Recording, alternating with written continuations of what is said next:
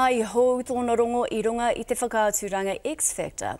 Engari, kai te piki tonu a Marka Fiso I ngā taumata o te Aopuoro. I wiwi a Hania Douglas I aia I tēnei rā ki te kōrero mō ngā hua nui kua puta ki aia I tēnei tau. He rangi whakatā tēnei ma Marka Fiso, engari kei ngā rangi tonu ngā whakaaro I te whakarewanga o tana waiata hou. Ka puta mai te waiata ko One Thing Remains. He waiata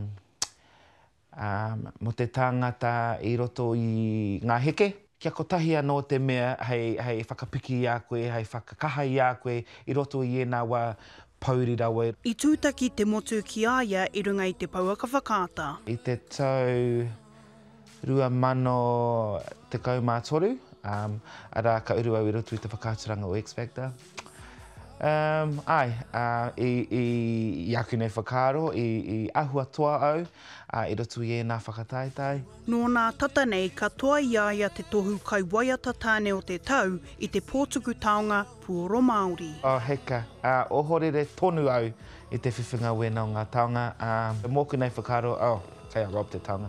Engari, I te wā ka karangatia te kai kōrero I taku ingoa, ka heke taku kauai ki te papa. He momo āhuatanga validation mōku.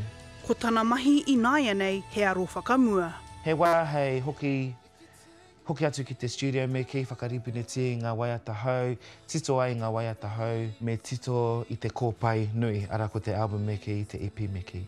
Mō tēnei wā, me mahia te mahi, engari kaore e kore kai ke tēnei manu koro ki taumata kē.